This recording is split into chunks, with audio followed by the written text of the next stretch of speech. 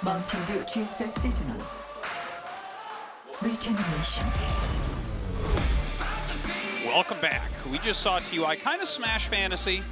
TUI's TVT is pretty damn good. He just looked completely solid and killer the entire time.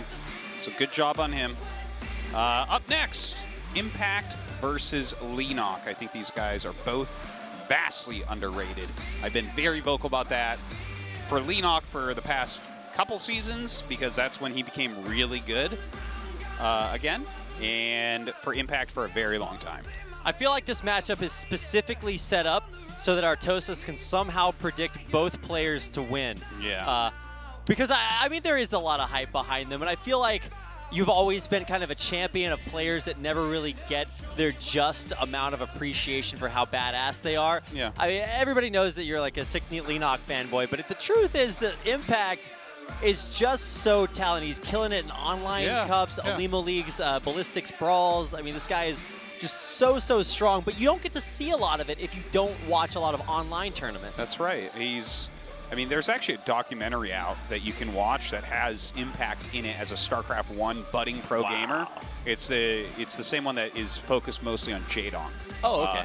So if anyone saw that documentary and like didn't realize because it was like about them as Brood War players and Impact never made it big, that's actually Impact in there. Go watch it again. It's actually a fantastic documentary, one of the best made. But anyways, I mean, Impact is really good. Leenock, of course. This guy, 19 seasons of GSL. Him and Maru are at 19, Gumio's at 20. How funny is that? But yeah, so I believe there's been 30 seasons of actual GSL. Yes. Like the actual GSL tournament. This is the 30th, I believe. Because we've been throwing around all sorts of numbers because we don't actually know. And then obviously we've had a ton of things like super tournaments and various GSL other the world, all sorts of GSL branded stuff. But for the actual main GSL event, this is number 30. And to have been in 19 is pretty damn sick. Oh, it's insane. Leenock is one of the oldest players. He's one of the oldest players still playing StarCraft, but he's also a very young player as well. Let's get into game number 1, Impact versus Leenock. 마운틴드 GSL 시즌1 리제너레이션. 게임이 시작됩니다.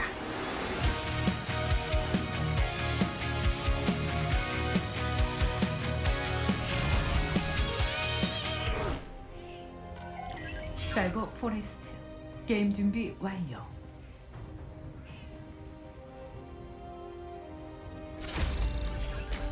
임팩트.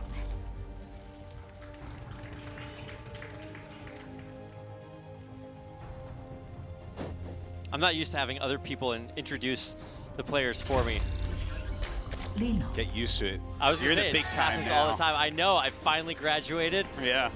I just turned 18 a couple of days ago. I'm finally out here in Korea casting my very first tournament of my life. That's right. It's a brave new world.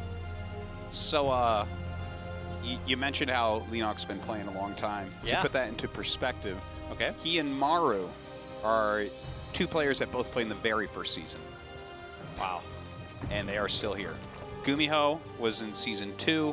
MC was in season 1, and he came back, right? So that's another person. I love these like facts, right? We're in such a beautiful time within StarCraft 1 and 2 because we finally hit this thing where the players that are like kind of very old have played for a long time, not necessarily old in age, but old in career, long in the tooth, as they say. These players can come back, they can compete for a very long time as long as they're motivated to. We never had that before. In the Kespa ages and stuff, we had players that tried to come after the military and play again, and it never worked even one time. But here we are. Everyone does it. I'm going to go back and find every forum account of people who are talking about how you have to quit pro gaming when you're like 21 because you're too old after that point. I'm just like, excuse me? Like across like so many different esports, there's just so many players that are like very experienced and can leverage that over just insane mechanical skill. Not that these guys don't have both of those. Yeah. Actually, probably these guys have been playing StarCraft longer than most people watching this have actually been alive. So, you know, they've just got quite a few things going for them. I mean, look at Nada hitting ASL and doing so well. That guy is... That's a second-generation pro gamer right there about. Pretty crazy stuff. He might be the first human to have a child who becomes better than he is. Huh. I'm sure there's going to be stats coming out after that. For once like we get pros, right? Yeah, yeah, That's what yeah. you're talking about? Because there's, I mean, everyone's better than their parents. It's a pro. Well, right. I mean, your parent would have had to be also pretty good. You know, there's that joke about having to beat a girl's father in StarCraft before you're allowed to marry her out here. I'm just like... I'm trying to think, actually, who amongst people that were good at games and stuff, who has the oldest kid? I think it's actually Nada. Probably. Let's see. Nada and Artosis tied. I was going to say the only other player I can think of that also played with Gumiho in Season 1 would be Artosis. Yeah. But It's true. we'll have to take I'm different still paths. here, too. But That's right. It's in a different... You've also made it to the GSL round of 32, but you've been in GSL more seasons than Leenock has. yeah, I make it to every finals.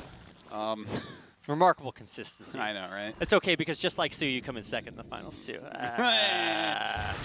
So, we have a Spire from Leenock, whereas it is Roach Tech, it looks like here, for Impact. Now, Impact going to get the scout off, see, in fact, that it is a Spire. And this is, like, I feel like this favors Leenock, in my opinion, because you're actually on 2 base. I think that what can be even, okay, it's actually going to be a Nidus, which I was going to get into that in a second, but he threw it down so quickly, I can't quite do it. But anyways, I think that if you go 3 base Roach, you're pretty even with the Mutas, and then it comes down to playing. I think if you're going the 2 base Roach, it's like speed and +1. As long as the Spire player isn't playing too greedy, I think you actually are ahead in that situation. Now, the Nidus has changed quite a bit. We're going to see how that impacts this. The comical thing to me is that sometimes, right, you'll have the player that's going Mutas, and sometimes Mutas just deal comically little damage. So you have these Roaches come over, and Roaches are pretty bulky, and the Mutas are just like, they're sitting there, they're hitting it, and the Roaches just kill everything too quickly. So, I mean, that is always something that could happen. The Mutas are just now on the way. 11 Roaches in production as well as this Nidus finishes up. Yeah, not even close to killing it. Oh, yeah, no, that extra Not armor and even close. transfuse is like, what are you doing? Now, to be fair, if he gets all that energy off of the Queens, that's already almost enough because the Mutas then can actually kill them.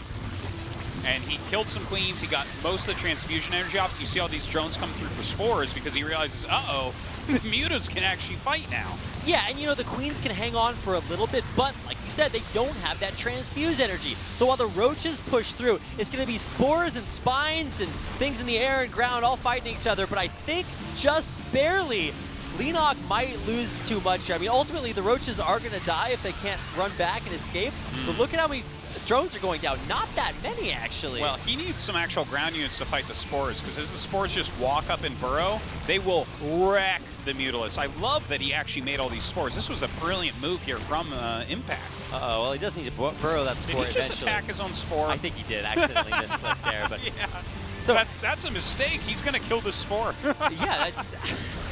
It'd be so funny if that actually winds up coming back and hurting him. Yeah. But look at how many spores Impact is actually building here. He has really prepared super well for basically every eventuality. This is a great move.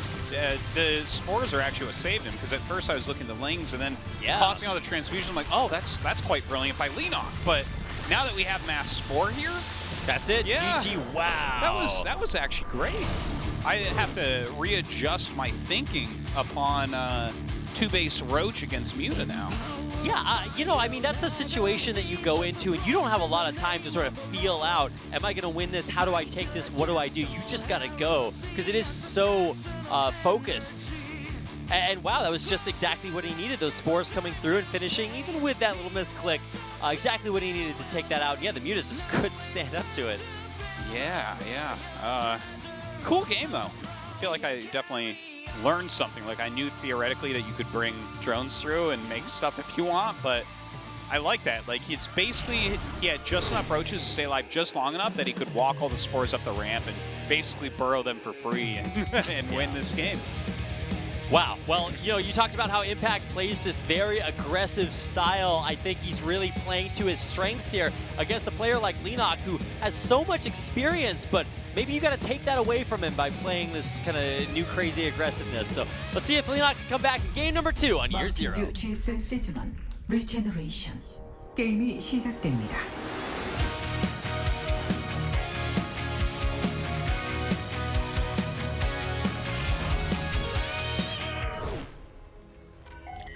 이어 제로. 게임 준비 완료.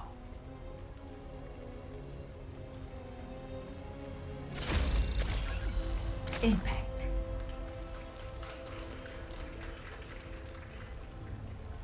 It is casting hard mode to not have the player names on our overlay to start things off.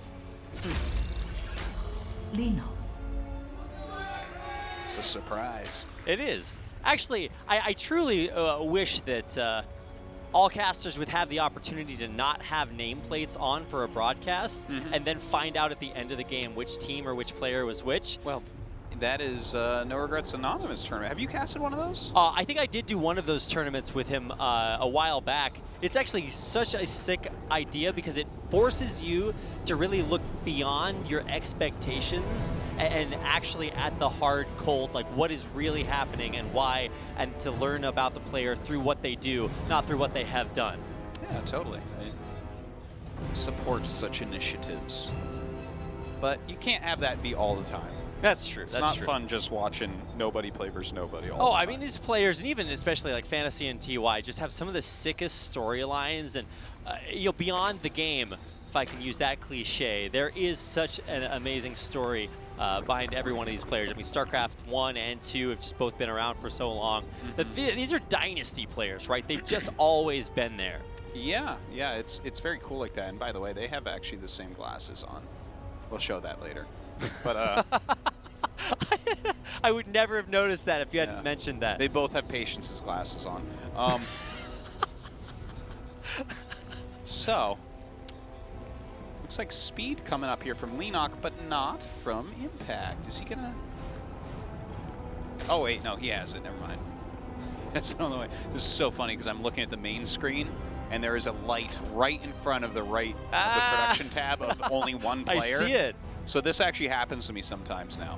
Well, I mean, it's either that or look at the screen made for ants over here. So I'm getting really good at either squinting or my long distance vision. And of course, by ants, made by ants, he means it's they can lift like really heavy things. This is a very heavy monitor. Oh, that's right. It's capable of being lifted by a few ants. Yeah. I was never good enough at Matt to calculate the number of ants it would take, but I'm sure that they can handle that. Oh yeah, there's a lot of ants in this world. It wouldn't be a problem.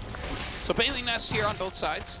Ooh, look at that. The 2 versus 2 Zergling micro, and in the end, it's Leenock that comes out on top. So getting down third hatcheries on both sides. It's just remarkably mirrored up until this point, Artosis. Yeah, it's pretty much the same stuff we're watching here. Let's look at these link counts. So we have 8 versus 2 being created right now. See if Impact makes a bit more. Yeah, Leenock did a huge drone swell there for a second. I say huge. He built like 4 more drones, so. Which would account for those extra lanes. Okay, well, what do you know? Yeah. We're really solving all of life's questions here. Both of them have kept their overlords far enough out that we don't see Queens out in the middle of the map. Saw Impact turn around against Leenox for a moment there. Like that, he tries to hide it in there. Here come a couple of random Banes. He's got the bodyguard Zergling there just to kind of ward away the anything that tries to blow up those Banelings at a time. Where are the Banelings for Leenock? I mean, I guess there's one of them. Does he only have the one? Yeah, I think the other died on its way over. Ah. I don't think this is really going to do anything. Year 0 is kind of a long map. Kind of deceptively so. It reminds me if you took a map like Ulrina and just stretched it. Okay. Yeah, I see what, and turn it on the flipped side it over too, and manipulated it so it's actually nothing like Make that. it a different tile set. Yes, that's my point, aim on, Artosis. There you go. Take away the little tiny bridge. Basically the best analogy. You can just accept that already. Yeah, no, it was very good. I'm cleaning it up for you a little bit by adding like 12 things that will make it a little bit like Ulrina. Okay. They're sick. both 2-player maps, so you definitely nailed that part. Fantastic save there, Artosis. No you really problem. came to my rescue there. I do my best. I let down my long hair out of my tower, and you just climbed right up and saved me.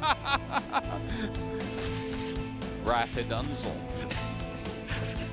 That was the original name of the nursery rhyme, but we had to change it for when I entered the witness protection program. The caster protection program to protect me from all the Reddit we have a comments. job for you commentating StarCraft in Korea. You're like, what is that? Korea? All I know how to do is grow my hair really long. I'm really not qualified for this.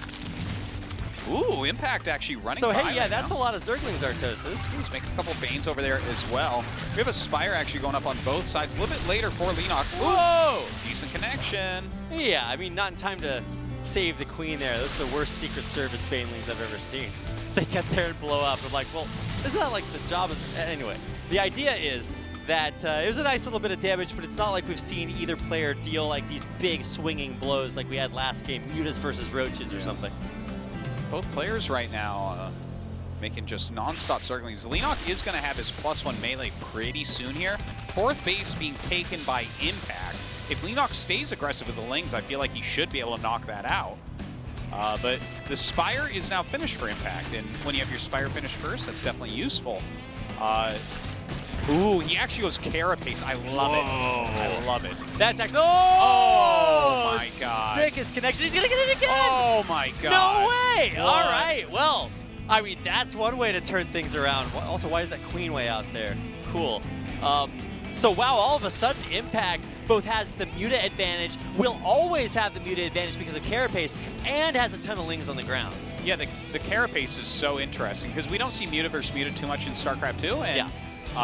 Impact actually got to scout the Spire because he got those Lings in the main base. I don't believe Leenock knows, and yeah, in fact, he's getting plus attack, and so basically Mutas have 3 glaives, so Carapace is amazing. Yes. Whereas attack is good if your opponent isn't also going Mutas. Not that attack is bad in that situation, but it only adds attack to the first blade. The first blade, and then Carapace Glaive. applies to all 3. So Yeah, because they all are trying to do damage to you. So, okay, see, he cancels it and because he saw the Mutas, and he goes Carapace, but it's a lot later. So, advantage Impact at the moment with the 4th base already up and the right upgrade coming from Mutas. damn, I mean, Leenock has had a long time coming. We mentioned earlier, but maybe people are just now joining. Leenock was sick in the hospital when he was having such an amazing season last season. If he hadn't been there, he kind of got robbed by having to like just go through so much struggles to get back here. Like this is his chance. And This group is so outstanding, though. It is. And, you know, just, I think, I've always been of the opinion that overall, except when you count Serral, I like aggressive ZVZ players rather than macro. Okay. And that's saying a lot coming from Artosis, like the guy who only likes macro for the most part. Right. But I think in ZVZ, aggression in general is just really, really good. StarCraft 1, StarCraft 2, doesn't matter. Whoever's being aggressive is the team I'm on for who's winning. And I feel like if you look at the group, Leenock has to be Impact to get out of it. So it's kind of tough. Yeah, immediately you can see Leenock turning around, knowing that, of course, attack versus Carapace is just not going to work out. A couple of sneaky Corruptors in here, but I still think this Carapace upgrade is just going to be so gigantic for Impact. You're certainly right. It is gigantic, but don't forget Corruptors start with a couple Carapace themselves. That's true. Right, so that's why he's kind of adding those in. They do beat Mutas in fights for the gas cost. So... Well, tell me more, Artosis. I'm waiting. Well, that's a lot of Mutas is the problem. GG. There's a lot more Mutas than Corruptors there. 2-0 over Leenock? Yeah, it's a good result, obviously. Leenock is not bad at ZVZ, but Impact playing a great series there. Wow. But here's the thing, for my vision of how this group can possibly go, this makes me scared for Leenock even getting out of this round, because while I feel like he can definitely take out everybody, I feel like TY is going to kill Impact. Oh, of course. So if that's your final boss and he just 2-0'd you, that's hard. When TY wins, we're going to promote him like directly to the round 4. Like that's how hard. There's no world in which TY doesn't make the round of 8 of a GSL. Oh, it's crazy. And actually, you know, he's had some remarkable like highs and lows. Actually being eliminated, I think, one time in the round of 32, maybe a couple of years ago. And I'm just like, well, that's very surprising. So I don't know what to expect from the end of our group, but I think you can maybe have as a certainty. Okay, so TY probably going to get out there. Fantasy probably an underdog for this group, and then Leenock and Impact kind of battling for that second spot, maybe. Well, I'm excited to see how Fantasy plays against Leenock, what type TVZ? of style he uses. Yeah, that could be a very interesting match. Based on how Leenock looked last season, I would favor him against almost everybody in the world in that matchup. Okay. Because he actually, like, even had the sickest series against Maro basically from the whole GSL that season, aside from TY. Oh, yeah. But yeah, I'm looking at this next match that we have, the TY Impact one. I hope that Impact can do something here, but his ZVT, in my opinion, is his weakest matchup as well. Okay. Because I think aggression in that matchup doesn't work as well as in the other two. Oh, no, you're totally right. Another sort of random pitfall is that one of TY's only weaknesses, kind of his Achilles heel for a while, is that he doesn't always scout a lot. So if you can pull the wool over his eyes, maybe there's a chance. We're going to take a quick break, and we'll come back with our next game.